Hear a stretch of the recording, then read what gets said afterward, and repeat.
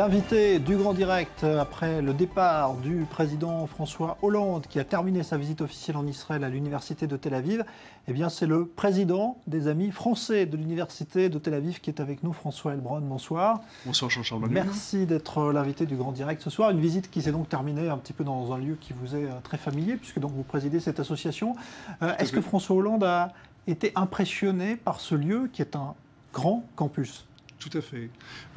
Tout d'abord, nous nous sommes réjouis à l'Université de Tel Aviv que François Hollande choisisse de venir à l'Université de Tel Aviv. C'est la première fois qu'un président de la République française se rend sur le campus de l'Université israélienne. Donc, il a choisi l'Université de Tel Aviv en conscience pour deux raisons. La première, c'est que c'est la plus grande université d'Israël, avec 30 000 étudiants, 125 écoles, 9 facultés très importantes, et dans tous les domaines, que ce soit le cinéma, les grands réalisateurs israéliens sortent de l'Université de Tel Aviv, comme Harry Folman ou Ethan Fox, dans la recherche, dans les nanotechnologies, dans la cyberdéfense, qui est aussi importante pour Israël, mais aussi si importante pour la France. Et c'est aussi le plus grand département de culture française de tout Israël, avec plus de 200 étudiants qui étudient en français. Donc il a choisi ce campus pour sa taille, sa centralité dans la vie économique israélienne, mais aussi pour son attachement à la francophonie, à l'enseignement du français et à la culture française. Est-ce que ça veut dire pour autant que les étudiants français, ils sont nombreux? Parce que c'est un peu c'était le but un peu de ce voyage aussi, c'était de dynamiser les échanges, quels qu'ils soient, entre France et Israël. Alors, vous faites bien de me poser la question, parce que c'est quelque chose d'assez méconnu. En 2005, donc il y a longtemps, nous avons signé un partenariat, notamment avec Sciences Po. Et aujourd'hui, il y a 100 étudiants israéliens qui étudient en France, ce qui est vraiment pas assez. Et sur ces 100 étudiants israéliens qui étudient en France, 46 sont étudiants soit en master, soit en doctorat à Sciences Po. Et de l'autre côté, du côté de Sciences Po, 14 étudiants de Sciences Po sont étudiants en Israël, 9 à l'Université de Tel Aviv et 5 à l'Université hébraïque.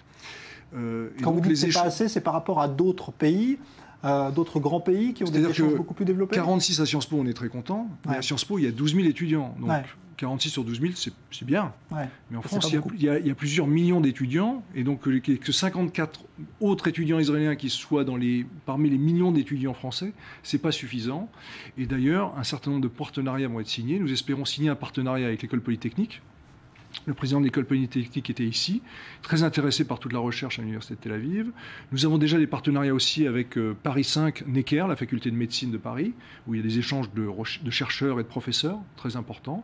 Et puis, avec Sciences Po, le courant passe, parce qu'au-delà des échanges d'étudiants, il y a des professeurs qui viennent enseigner à Sciences Po Paris, des professeurs très importants, comme Itamar Rabinovich, ancien ambassadeur d'Israël à Washington, qui était visiting professeur à Sciences Po à Paris. Il y a aussi Yossi Shai, qui est un grand politologue, qui est venu enseigner à Sciences Po à Paris.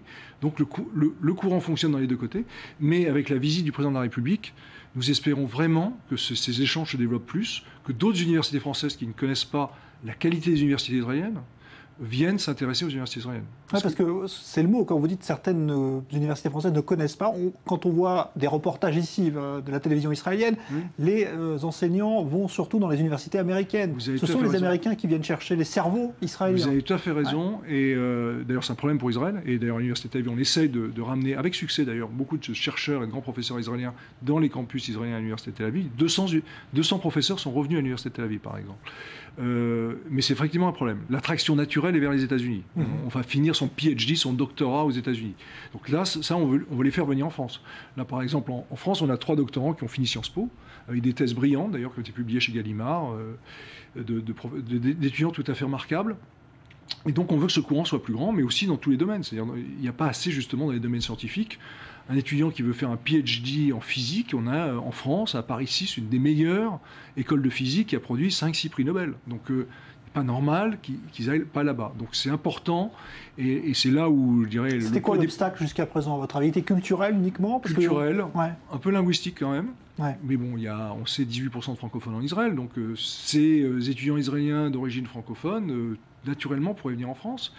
Et puis aussi, la France ne rentrait pas dans le spectre.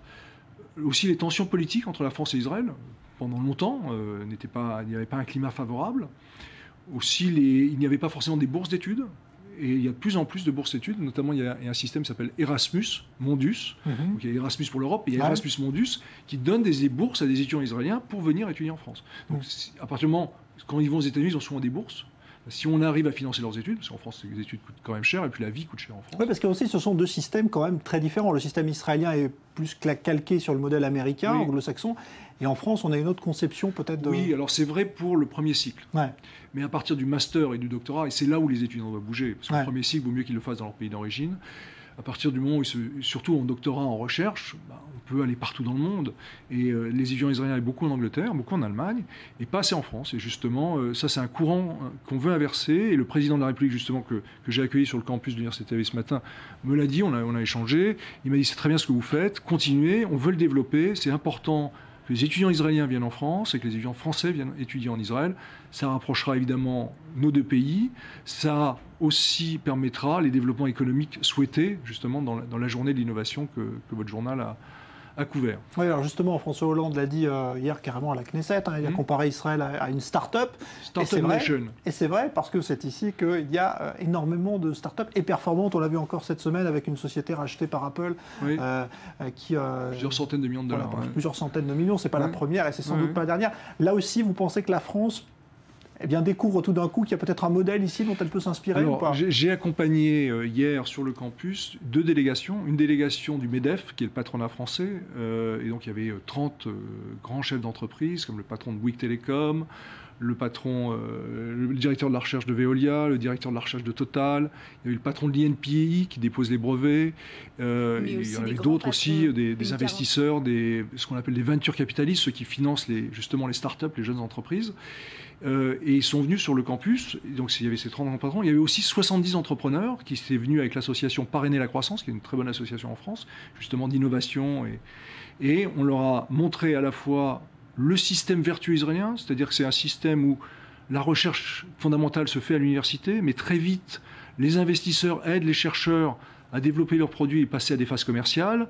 Et puis après, il y a des débouchés via les ventures capitalistes, les investisseurs. C'est une recherche appliquée très rapidement. Très rapidement, exactement. Là, par exemple, hier, à l'Université de Tel Aviv, il y a une structure qui s'appelle Ramot, qui justement sert à financer ce genre de structure, qui nous a montré une nouvelle molécule et un nouveau traitement pour ce qu'on appelle la sclérose en plaques, totalement révolutionnaire à partir des cellules souches. Et ce traitement a fonctionné sur quelques Israéliens qui ont été testés. Et ce traitement vient d'être acheté par un grand laboratoire international pour être développé à un stade industriel et pour être commercialisé dans le monde. Et donc, le passage de la recherche fondamentale vers le monde de l'entreprise se fait par des structures, ce qu'on appelle des incubateurs, mais qui existent dans toutes les universités, qui existent spécifiquement à l'Université de Tel Aviv avec Ramot. Et ça, les entrepreneurs français étaient totalement bluffés, parce que c'est un de leurs problèmes en France. C'est-à-dire qu'ils savent qu'il y a de la recherche excellente. La France est le 6e pays au monde en brevet déposé. Mais ce n'est pas parce qu'on dépose un brevet qu'on va sortir un produit. Il faut justement partir du brevet pour aller jusqu'à la commercialisation et faire le lien avec l'industrie. Et ça, les Israéliens le font parfaitement. Les Français ne le font pas assez bien. Et aussi bien les chefs d'entreprise. Il y avait aussi le président du MEDEF international, Jean Burel, qui était là, passionné. Et il a compris qu'effectivement, la France avait à apprendre d'Israël dans ce passage à la réalisation et la création des jeunes entreprises. Donc là aussi, des partenariats vont avoir lieu. Il y a des contrats qui ont été signés, mais des partenariats également. Oui, tout à fait. Là, il y avait plusieurs patrons qui m'ont dit c'est fascinant, on veut revenir. Alors moi je suis intéressé par les télécoms, je veux voir les labos qui travaillent sur les télécoms, moi je suis intéressé sur la biologie moléculaire, je veux aller voir des labos qui travaillent sur la biologie moléculaire. Donc on va organiser des visites dans ces labos pour qu'ils trouvent justement avec ces chercheurs un moyen de financer leur recherche et puis avoir pour eux des retombées technologiques et commerciales importantes. Donc ça veut dire qu'il y a aussi que les Israéliens sont demandeurs dans ce domaine. Eux, ils ne sont pas totalement exclusifs finalement. C'est pas que les États-Unis, ils peuvent aussi avoir... Non, il y a 5 grandes entreprises françaises qui sont déjà très présentes en Israël et qui travaillent déjà avec les labos. Il y a Alstom dans les transports, il y a Veolia dans le traitement de l'eau, il y a Orange dans la téléphonie, il y a... qu'est-ce qu'il y a d'autre? Il y a Arcadem dans la médecine. Et le dernier, j'ai un trou, mais c'est pas très grave. Mais bon, ce sont des grandes entreprises. Il y a des grandes entreprises françaises. Là, il y avait le patron de la SNCF, Guillaume Pépi, qui était là, qui a signé un partenariat avec les chemins de fer israéliens et qui est aussi très intéressé par beaucoup de technologies qu'il peut y avoir sur la gestion des transports qu'on peut trouver en Israël. Et ce qui m'a plu, parce que ça fait longtemps que j'organise ce type de visite et je participe à ce type de visite, c'est que là, ils connaissent Israël. C'est pas la première fois la plupart qui venaient en Israël. Ils savent le potentiel d'Israël et ils veulent travailler plus avec Israël. La France est seulement le 11e partenaire économique d'Israël, derrière la Belgique et la Suisse. C'est pas normal. Vu l'amitié des deux pays, les liens en plus avec la communauté française d'Israël et la communauté juive de France, c'est pas normal qu'on en soit là.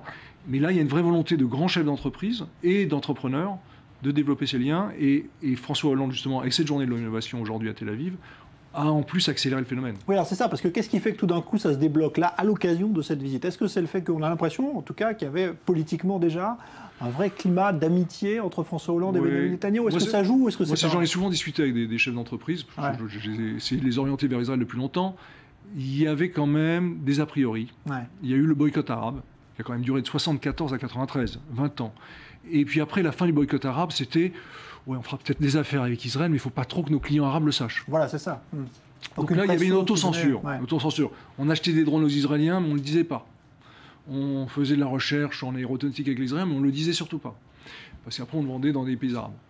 Maintenant, ils se rendent compte que la plupart des pays arabes achètent directement aux Israéliens et que faire du commerce avec Israël n'empêche pas les Allemands, les Italiens, les Belges de travailler avec Israël comme avec les pays arabes. Donc il y a des barrières psychologiques qui tombent et l'orientation politique et l'initiative politique du président François Hollande favorisent ça. Parce que ça prouve qu'il y a un signal fort de la part de l'État, ce qui n'était pas le cas sous la présidence Chirac, vraiment pas le cas, qui a été un peu le cas sous la présidence Sarkozy, et là qui est vraiment accéléré aujourd'hui. Alors, vous présidez cette association donc, des Amis français de l'Université de Tel Aviv, qui existe depuis combien de temps? En fait, elle existe depuis 30 ans. Moi, je la préside depuis une dizaine d'années. On a plusieurs objectifs. La première, c'est de développer justement les partenariats universitaires entre la France et Israël, donc celui de Sciences Po dont je vous ai déjà parlé, mais avec d'autres universités. La deuxième, c'est aussi de trouver des mécènes en France, que ce soit des mécènes individuels ou des mécènes ou des investisseurs entreprises, plutôt des investisseurs que des mécènes d'ailleurs, pour aider les étudiants israéliens de l'université Tel Aviv à étudier, et puis souvent à venir en France. On verse beaucoup de bourses d'études pour qu'ils viennent en France, et on verse beaucoup de bourses d'études pour que des étudiants français viennent étudier en Israël, et pour justement créer ces ponts, parce que pour nous, l'université est quand même le lieu du savoir, le lieu de l'échange, et c'est là où on crée les liens entre les peuples.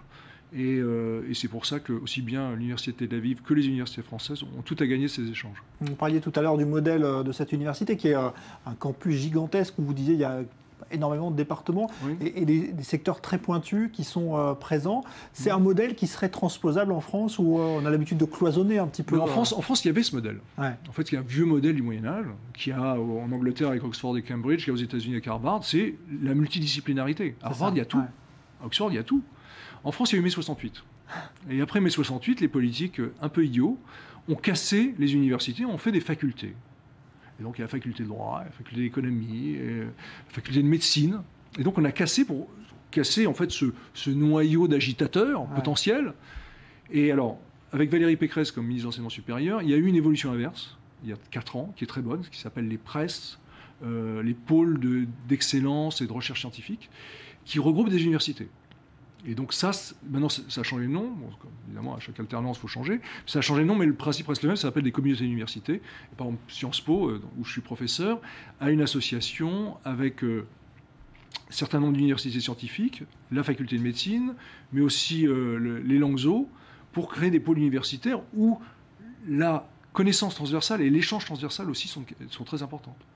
Est-ce qu'à votre avis, il y a une différence aussi de mentalité créée par peut-être ce fonctionnement? Est-ce que vous trouvez que la mentalité des étudiants français et des étudiants israéliens, vous qui les confrontez par exemple à Sciences Po, est différente? Là où elle est très différente, c'est qu'un étudiant à Sciences Po n'a pas forcément besoin de travailler pour payer ses études. 25% des étudiants de Sciences Po bénéficient de bourses données par Sciences Po, bourses données par le Crous. Travaillent, font un peu des petits boulots parfois quand ils sont vraiment dans des situations désespérées, mais la plupart d'entre eux ne travaillent pas. L'étudiant israélien, le garçon il a fait 3 ans d'armée, la fille a fait 2 ans d'armée. Ils arrivent plus tard, ils rentrent donc à l'université à 21 ans, à 20 ans, donc beaucoup plus tard. Ils ne sont pas vraiment de soutien de la part de leur famille, donc ils sont obligés de travailler. Donc il y a une volonté. Ils sont arrivés à rentrer dans les grandes universités israéliennes. Après, pour réussir, ça demande des efforts absolument considérables. Et c'est donc la grande différence, c'est la capacité de travail, le courage. Et quelque part, ça les construit, ça les renforce. Et d'ailleurs, les étudiants de Sciences Po, moi j'en ai souvent discuté, qui sont venus à l'université de Tel Aviv, ont été justement très étonnés de ça. À la fois de la maturité, 3 ans d'armée, ça change quelqu'un, et aussi le fait que les gens travaillent pour étudier et que leur vie est quand même très compliquée et qu'eux sont un peu souvent enfants gâtés et ils ne s'en rendent pas vraiment compte. François Heilbronn, il nous reste quelques secondes pour clôturer cette interview. Un bilan, peut-être qu'on va tirer de cette visite de François Hollande, qui était longue, on l'a dit, 3 jours pour une visite officielle, c'est long. Vous diriez qu'elle est réussie sur tous les plans ? Pour moi, elle est totalement réussie, parce que j'étais à la Knesset hier, j'ai la chance d'être invité aussi dîner d'État. Il y avait vraiment une complicité. Alors une complicité entre Shimon Peres et François Hollande paraît naturelle. L'international socialiste fonctionne encore. Mais une complicité aussi avec Benjamin Netanyahu, ce qui m'a plus surpris. Et en fait, sur les grands enjeux, ils sont d'accord. Et ça se sentait. Et c'était très convivial, très chaleureux. Et tout le monde l'a ressenti dans la délégation. Et ça allait au-delà avec les ministres également.